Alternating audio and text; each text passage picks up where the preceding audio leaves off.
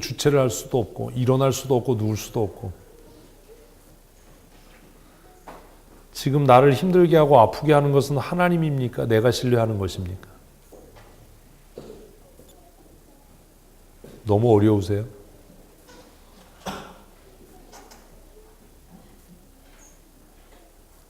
우리 뭐 때문에 낙심하죠?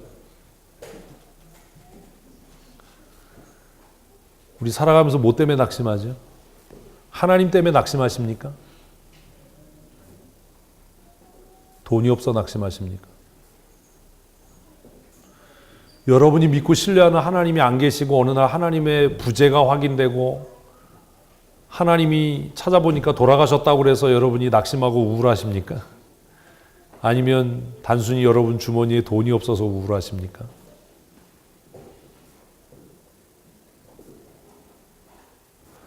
그래서 아파서 눈물은 나는데 그런 생각을 했어요.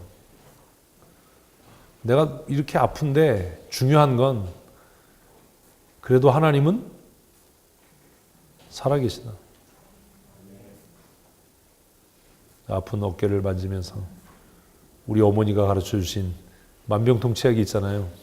예수의 피를. 그래도 하나님은 신실하시다. 이건 뼈 부러져서 누워보기 전에는 할 수 없는 말이에요. 주머니에 가진 게 아무것도 없어도 기죽지 않고 당당할 수 있는 것은 그래도 하나님이 뭐 하시다? 신실하시다. 살아계신 거하고는 이건 차원이 다른 거예요. 살아계신데 나한테 신실하지 않으면 무슨 의미가 있어요?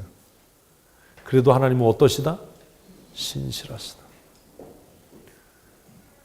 하나님은 여러분이 그분을 목적으로 삼는 한 여러분을 실망시키지 않으실 겁니다. 근데 우리가 무언가 때문에 실망하고 있다는 건 사실 하나님이 이제까지 나에게 뭐였다는 거예요? 수단이었다는 증거 아닙니까? 돈이 없어서 낙심하고 있다면 하나님이 내게 목적이 아니라 뭐가 목적이었던 거예요? 돈이 목적이었던 거 아닙니까? 비록 돈은 없어도 하나님은 나에 대해서 여전히 뭐 하시니까? 신실하시니까. 내 몸이 지치고 피곤하고 아파서 움직일 수 없고 물 한 컵 제대로 마실 수 없지만 그래도 하나님은 신실하시기 때문에 웃을 수 있고 괜찮아, 나아질 거야 라고 할 수 있는 것 아닙니까?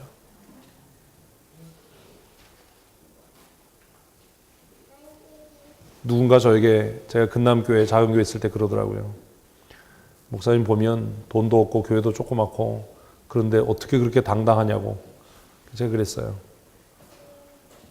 돈은 누가 없는 거고, 모르시네 이걸. 돈은 누가 없는 거고 지금 내가 없는 거고 내 아버지 하나님은 어떠시다? 부요하시다. 그 하나님은 나에게 뭐 하시다? 신실하시다. 정말 필요하면 주실 거다.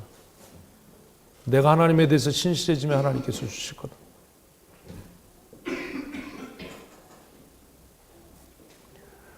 하나님께서 아브라함에게서 내 아들, 네가 정말로 뭐하는, 이거를 말을 바꾸실 줄 알아야 이게 아까를 이해하는 거예요. 내가 무엇으로 뭐 어떻게 하는 목적으로 삼은 아들.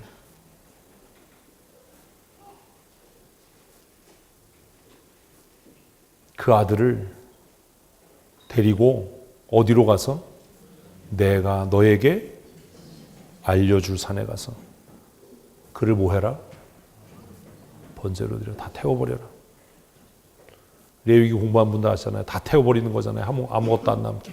하나님, 내가 이 돈 벌려고 얼마나 애썼는데요. 내가 건강해지기 위해서 얼마나 관리를 했는데요. 이걸 어떻게 드립니까? 내가 이 사업을 일으키기 위해서 얼마나 수고를 했는데 이걸 다 태워버리라고 하십니까? 하나님이 목적이었던 사람과 하나님을 수단으로 삼았던 사람은 여기에서 차이가 나는 겁니다. 여러분은 어떻습니까? 자식이 목적이고 하나님이 수단입니까? 아니면 하나님이 수단이고 자식이 똑같은 얘기네요. 하나님이 목적이고 자신이 수단이십니까?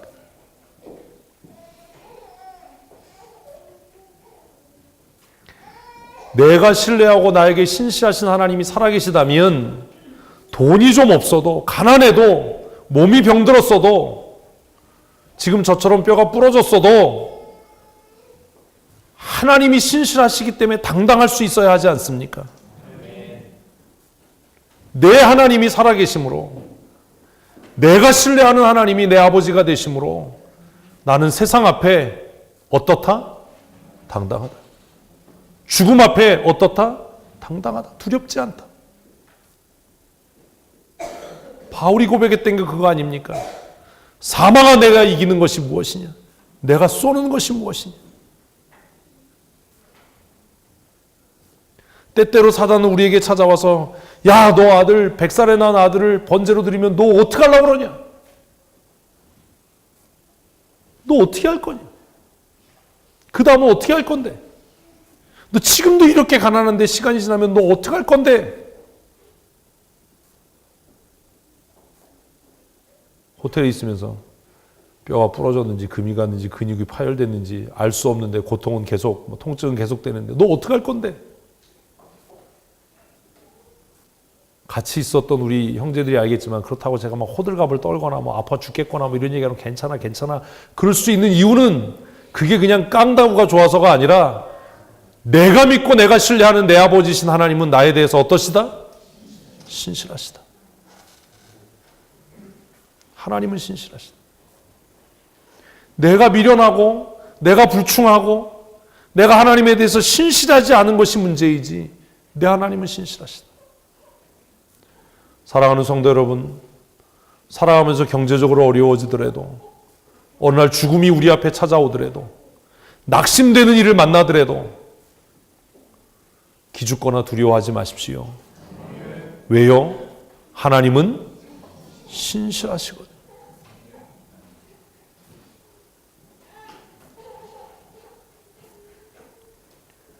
이제까지 하나님의 명령에는 뭐가 있었어요? 사탕 발림이 있었어요. 네? 약속이 있었어요. 그런데 이번 명령에는 없어요. 뭐가 있어요?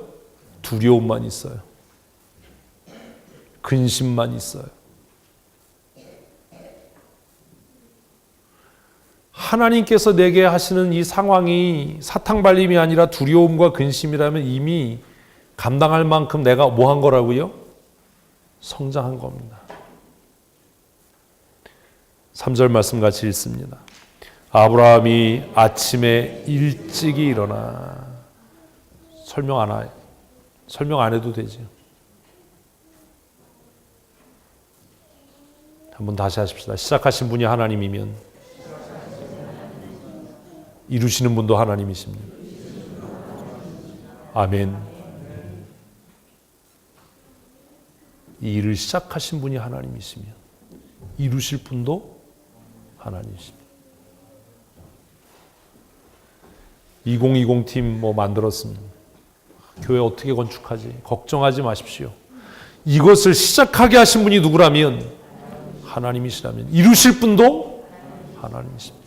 우리는 그분의 음성에 귀 기울이면 되는 겁니다.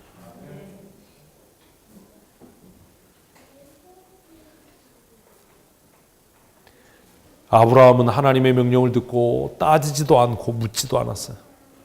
누구와 상의도 안 했어요. 그냥 아침에 일찍 일어났어요.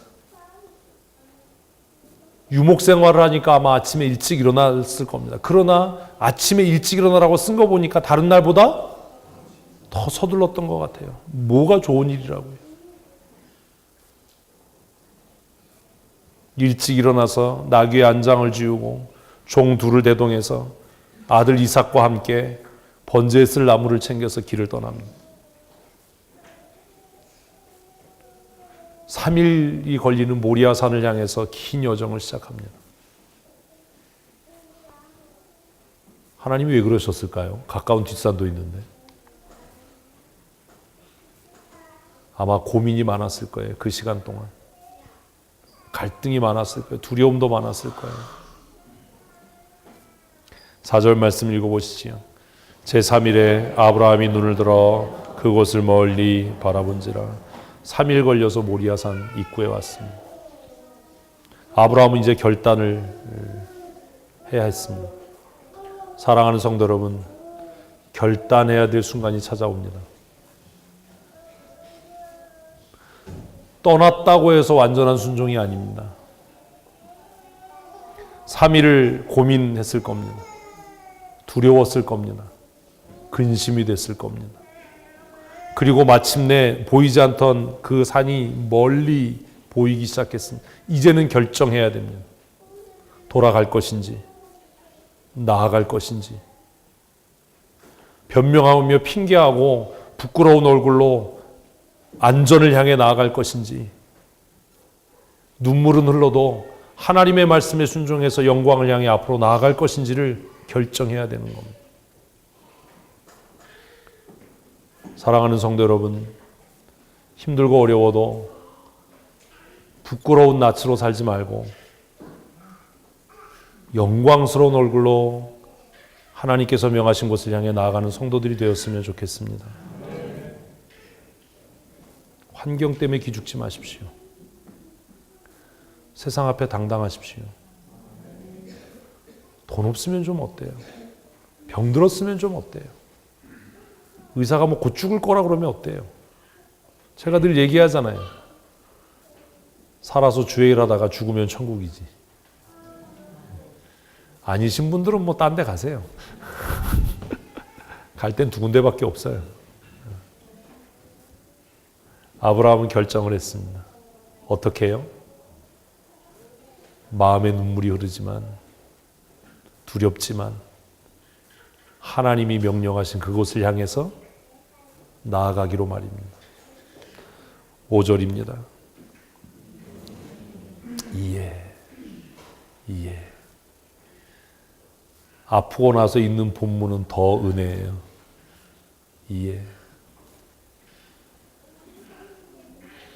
일지요. 아브라함이 종들에게 이르되 너희는 나귀와 함께 여기서 기다리라. 왜 그랬지요? 설명 안 해도 아시지요? 계속 읽습니다.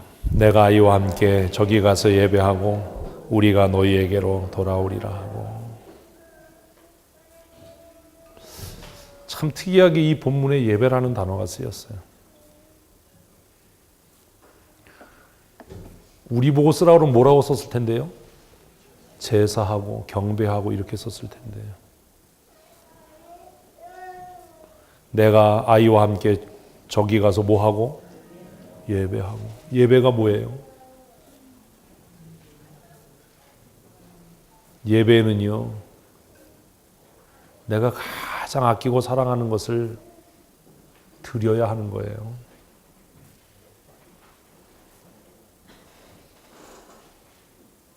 우리의 예배가 정말 예배가 되려면 아브라함이 무엇을 잡기로 결심했던 것처럼 100살에 낳은 사랑하는 아들을 잡기로 결심했던 것처럼 예배는 그저 몇 사람 모여 앉아서 찬송하고 기도하고 말씀 묵상하고 이런 것이 예배가 아니라 내 자존심도, 내 체면도, 내 부끄러움도, 내 영광도, 내가 가장 아끼고 사랑하는 그것까지도 어떻게 하는? 드리는 것. 그래서 본문 읽으면서 참 특이하다. 창세기인데 뭐라는 단어? 예배라는 단어를 왜 쓰고 있을까? 내가 아이와 함께 저기 가서 예배하고 돌아오겠다. 6절입니다.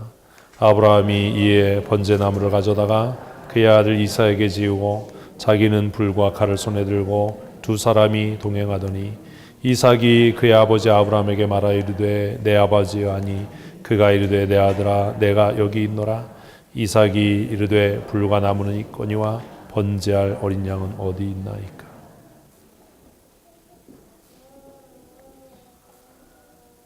아브라함은 아마 이 대화를 통해서 누구 마음을 알았을까요? 하나님의 마음을 알았을 거예요.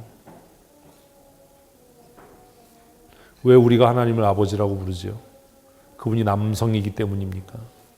아니잖아요.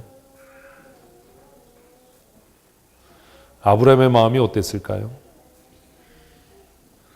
아브라함은 아마 그랬을지도 몰라요. 지금 내 마음이 누구의 마음일 거다? 이걸 바라보는 하나님의 마음일 거다.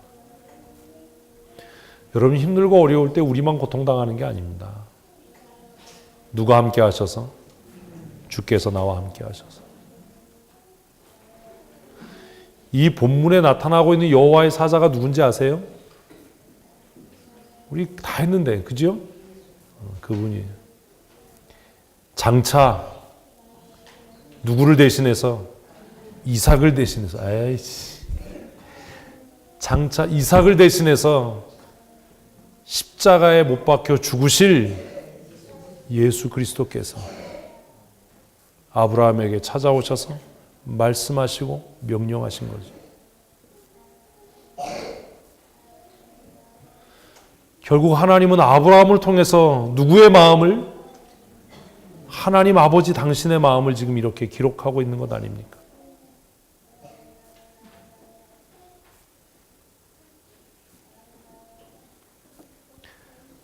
시간이 많이 가서 8절 말씀 읽습니다. 아브라함이 이르되 내 아들아 번제할 어린 양은 친히 준비하시라 하고 두 사람이 함께 나아가서 뭘 위해서요? 자기를 위하여. 지난주 헛들었군요. 뭘 위하여? 자기 이름의 영광을 위하여 우리를 의의 길로 인도하시는도다.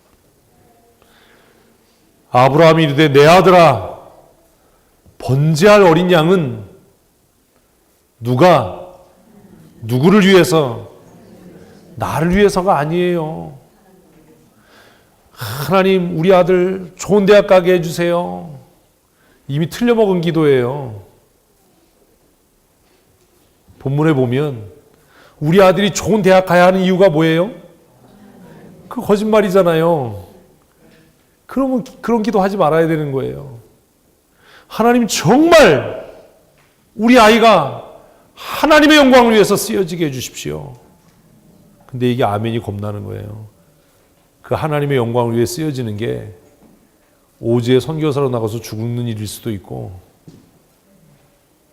우리가 생각하는 것처럼 명문대학 가는 일이 아니라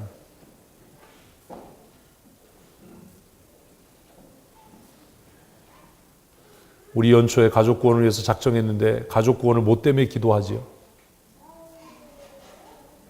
그 영혼이 구원받고 지옥 가지 말고 천국 갔으면 좋겠어요. 이 정도 수준이라면 좀 달리 생각해 봐야 되는 거예요. 뭘 위해서? 하나님의 이름의 영광을 위해서.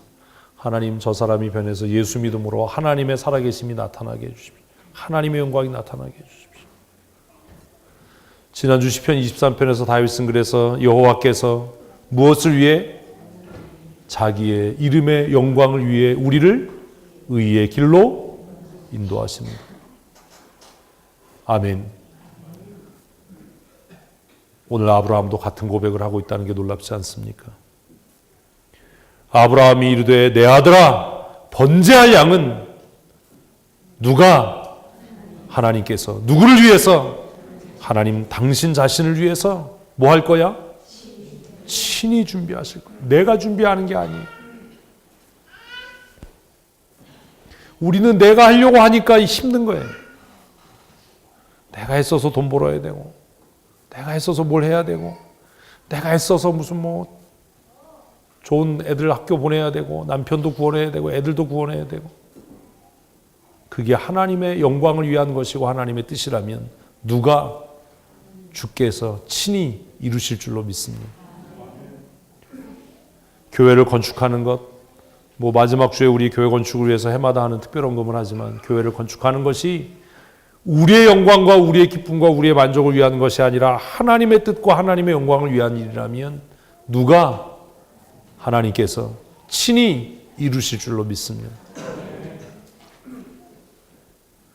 그리고 두 사람이 함께 나아가서 전진하십시다. 나아가셔야 합니다. 머무르지 마십시오. 머물러 앉아서 낙심하지 마십시오. 머물러 앉아서 탄식하지 말고 나아가야 합니다.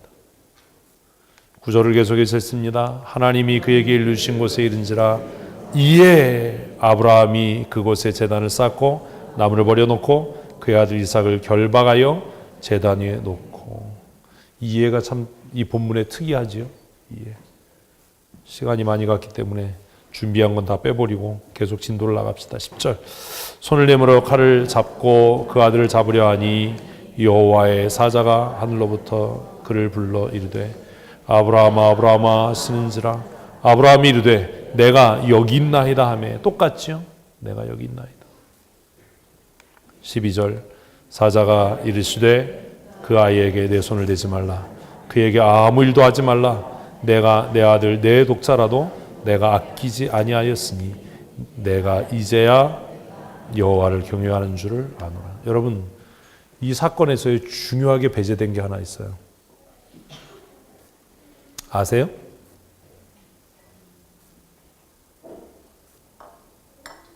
자, 그러면 정리를 해봅시다. 등장인물을 이제 정리하면 돼요. 우리 귀납법적 성경 공부 방식대로. 제1당사자 하나님. 왜 이러세요? 하나님. 제2당사자 아브라함. 제3당사자 이삭. 그 다음에 뭐 더 얘기 안 해도 되죠. 이 사건에서 배제된 사람 누구죠? 이삭입니다. 이삭 나름대로의 이유, 이삭 나름대로의 생각이 있었겠어요? 없었겠어요?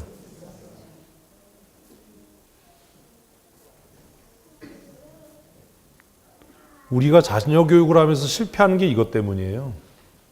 우리는 그렇게 생각해요. 걔 나름대로 이유가 있을 거야. 이삭 나름대로의 이유가 있을까요? 없을까요? 본문에서 씁니까? 안 씁니까?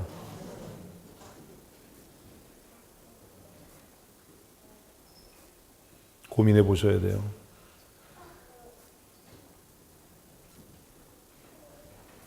불순종하는 사람은 불순종하는 사람 나름대로의 뭐가 있어요? 이유가 있어요. 그렇게 하는 이유가 있어요. 변명이 있어요. 핑계가 있어요. 근데 본문은 그걸 뭐 한다고요? 기록조차 하지 않아요. 이게 무슨 말이냐 하면 뭐 없음? 이유 없음이에요. 이유 없음. 너무 웃기잖아요. 정작 죽어야 할 사람은 누군데? 이삭인데 왜 이삭의 의지나 이삭의 결정이나 이삭의 생각은 반영되지 않지요?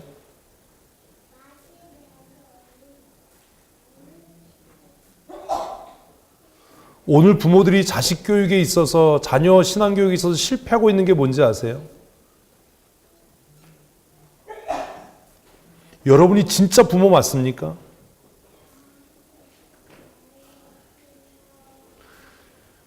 왜 이 본문에서 이삭의 생각이나 감정이나 그의 결정에 대한 언급이 없지요?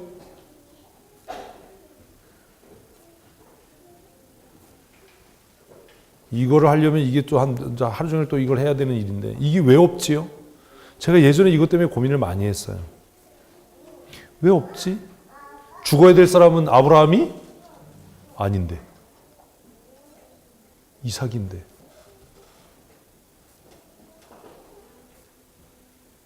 아까 이미 답을 다 말씀드렸어요. 이삭은 왜 이 순간에 도망가지 않고 변명하지 않고 핑계하지 않고 반항하지 않지요?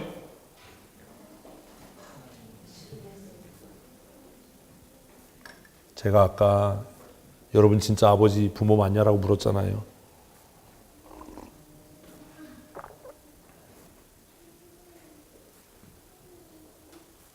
왜 아브라함은 이 말도 안 되는 하나님의 명령에 이렇게 적극적으로 광적으로 순종하지요?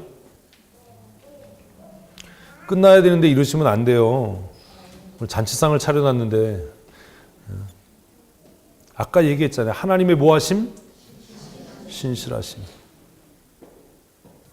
제가 우리 교회에서 지난 10년 동안 목회하면서 여러분들에게 믿고 따라와 주세요라는 이야기를 계속했던 이유가 뭐냐면 그걸 가지고 이런저런 이야기로 말거리를 만들어내는 사람들이 있었지만 정말 중요한 건 그거예요.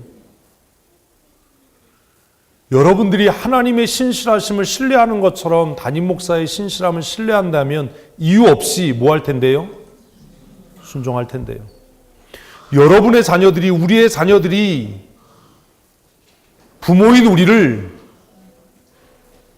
뭐 한다면, 신실한 부모로 신뢰한다면 뭐 없이, 이유 없이 순종할 텐데요.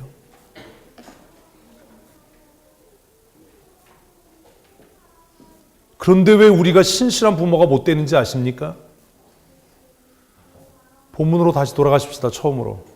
하나님은 이 일에 대해서 아브라함에게 설명했습니까? 명령했습니까?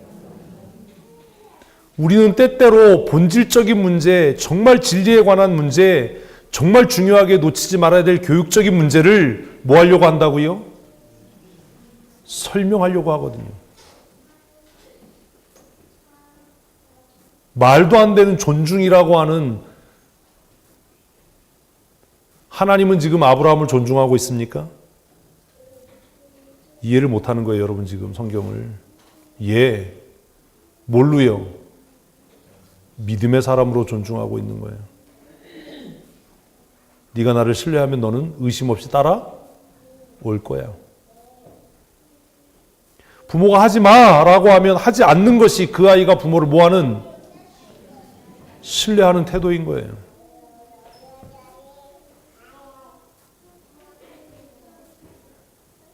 그걸 미주알 고주알 설명해 주는 게 그 아이를 존중해 주는 게 아니에요, 사실은. 아빠가 하지 말라고 할 땐 그만한 이유가 있어. 그리고 그것은 누구를 위한 거야? 너를 위한 거야. 만일 이 사건에 있어서 하나님이 이 사건을 처음부터 끝까지 다 설명하고 아브라함에게 하라고 했다면 더 이상 하나님은 하나님도 아니고 아브라함은 믿음의 조상도 아닌 겁니다. 교회 안에서도 이런 일이 있습니다. 그들만의 이유요? 필요 없어요. 이유 없음이에요. 순종에 무슨 이유가 있어요? 제가 얘기했잖아요. 다 설명하고 난 다음에 뭐가 아니다? 순종이 아니다. 그게 무슨 순종이냐? 안 나아지는 거예요. 이유 없이 순종하고 나서 삶으로 체득하면 그것이 극복되어져서 더 나은 삶으로 나가지만 다 설명해서 하고 나면 언제까지 모든 것을 다 납득시키고 설명할 겁니까? 세상이 우리가 살아가는데 다 납득되게 설명해 줍니까?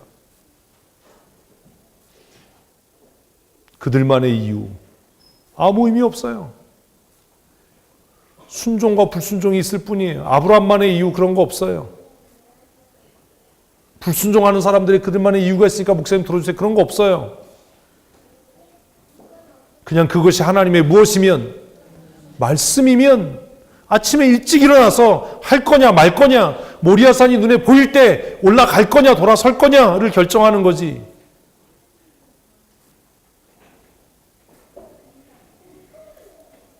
한동안 고민했거든요. 왜 이삭의 얘기는 없어? 죽어야 할 사람은 이삭인데 왜 이삭은 도망가지 않았지? 이삭 나이가 몇 살이었을까요? 이해 안 되세요? 자, 이 좀 잔인하지만 끝내기 위해서 한번 생각해 보십시다. 사람 한 사람을 불에 태워서 완전히 번제로 드리려면 나무가 얼마나 있어야 될까요? 예? 그걸 지고 올라갈 정도면 이삭의 나이가 얼마나 됐을까요?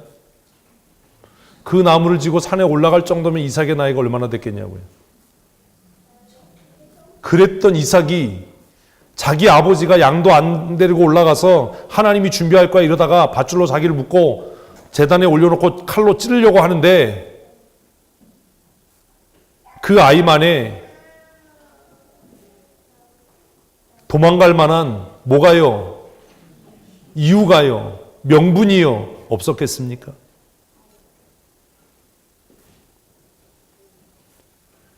이 사건의 최대 수혜자가 누군지 아십니까? 이삭입니다. 우리는 우리의 자녀들에게 절대적인 복종과 순종을 가르치지 않아서 그 아이들이 하나님 앞에 받아야 될 복을 가로채고 있는 거예요. 이 사건의 최대 수혜자는 이삭이에요. 창세기 읽어보면 이삭의 삶은 짧게 기록돼요. 왜 짧은지 아세요? 평안했거든요. 부유했거든요. 부족함이 없었거든요. 모든 사람에게 존경받고 두려움의 대상이 되는 삶을 살았거든요. 이유 없는 한 번의 순종. 아버지에 대한 절대 신뢰.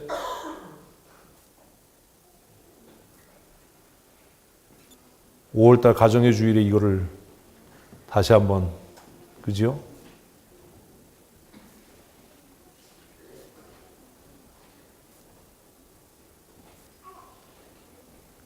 아브라함이 손을 들어서 이삭을 잡아 하나님 앞에 드리려고 할 때, 제가 청소년기 이 말씀 읽으면서 항상 그런 생각했어요. 부당하다. 부당하다. 이삭이 뭔 죄냐. 나 같으면 튀었을 텐데. 제가 예전에 이거 우리 교회에서 한번 얘기했어요. 재영이 같았으면 가만히 있었을까? 아마 우리 이재영이는 산에도 안 올라갔을 거예요. 올라가자 그러면 나 등산 싫어. 나 땀나는 거 싫어. 내 스타일 아니야. 그러나 제가 끝까지 끌고 올라갔겠죠. 아브라함처럼 신사적으로 묵지 않았을 거예요. 저는 돌로 한 대 쳐서 기절시키고 어떻게 하려고 했어요.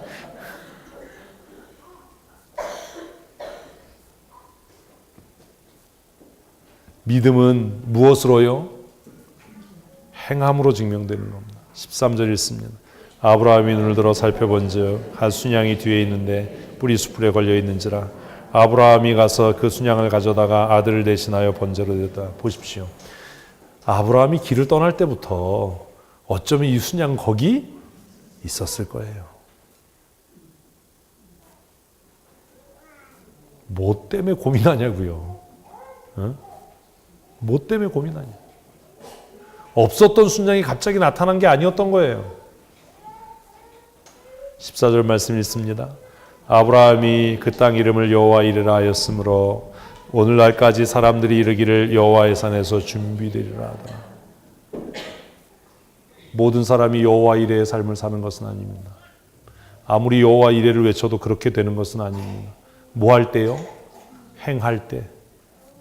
하나님을 신뢰하고 행할 때 하나님께서 준비하십니다. 하나님께서 아브라함을 시험하신 진짜 이유는 15절부터 써 있습니다. 15절 읽습니다. 여호와의 하늘에서부터 두 번째 아브라함을 불러 이르시되 여호와께서 이르시기를 내가 나를 가리켜 맹세하노니 내가 이같이 행하여 내 아들 내 독자를 아끼지 아니했습니다. 뭐하여? 행하여. 이같이 행하여. 믿음은 뭐예요? 행함이에요. 믿음은 행함이에요. 내가 이같이 행하여 내 아들 내 독자도 아끼지 아니하였은즉 17절입니다. 내가 내게 큰 복을 주고 내 씨가 크게 번성하여 하늘의 별과 같고 바다의 모래와 같게 하리니 내 씨가 내 대적의 성문을 차지하리라. 또 내 씨로 말미암아 천하 만민이 복을 받으리니 이는 내가 나의 말을 준행하였으며 하셨더라. 아브라함이 하나님의 말씀에 순종한 것이 오늘 나의 구원이 되었습니다. 오늘 우리가 순종하는 것이 몽족 사람들의 구원이 되었으면 좋겠습니다. 우리의 순종이 누군가 잊혀진 사람들에게 구원이 되었으면 좋겠습니다. 사랑하는 성도 여러분, 지금 당하는 크고 작은 고난과 환난 때문에 염려하지 마십시오. 세상 앞에 비굴해지지 마십시오. 담대하고 당당하십시오. 하나님은 신실하시기 때문입니다. 그리고 우리가 정말로 하나님을 신뢰하고 그분을 목적으로 삼는다면 말로가 아니라 행함으로 실천하는 믿음의 사람이 되셨으면 좋겠습니다. 부모인 여러분, 여러분이 하나님을 신뢰하는 것처럼 여러분들의 자녀가 여러분들을 신뢰하도록 가르치셔야 합니다. 그리고 그들이 또 그렇게 하나님을 신뢰하는 믿음의 사람으로 살아갈 수 있도록 날마다 믿음의 선한 싸움을 싸워가는 하나님의 사람들이 되셨으면 좋겠습니다. 말씀을 마치려고 합니다. 하나님께서 때로 우리에게 고난과 또 말할 수 없는 아픔을 주시는 것, 거기에는 하나님의 선하심이 있습니다. 그 고난을 통해 하나님 우리를 망하게 하는 것이 아니라 우리에게 더 큰 은혜와 복을 주시기를 원하기 때문입니다. 어떤 사람은 묻습니다. 왜 고난 없이 복을 주시면 안 되나요? 왜요? 고난 없는 복은 그것이 멸망의 시작이 될 수 있기 때문입니다. 다쳐서 아파서 낑낑거리고 잠 못 자고 이리 뒤척 저리 뒤척 하는 시간을 보내면서 그나마 감사한 것은 하나님께서 우리 교회에 더 큰 부흥의 은혜와 또 더 놀라운 복음의 사명을 감당케 하기 위해 이런 아픔을 주시나 보다라고 마음에 평안을 주셨기 때문입니다.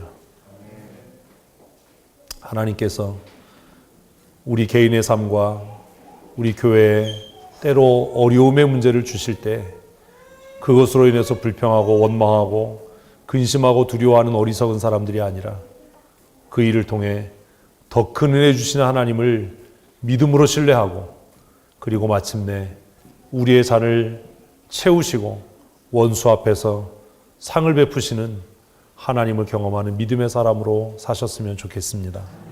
하나님께서 이제 2018년 저물어가는 이 한 해를 마무리하는 시점에서 우리 교회에 더 큰 은혜 주실 줄로 믿습니다. 고난 가운데 있는 성도들 낙심하지 마시고 여러분의 삶의 이 고난이 멸망이 아니라 하나님의 더 큰 은혜 주시는 은총이 될 줄로 믿습니다. 기도하시겠습니다. 하나님 아버지, 아브라함의 일대기를 우리가 묵상했습니다. 한 세대는 이렇게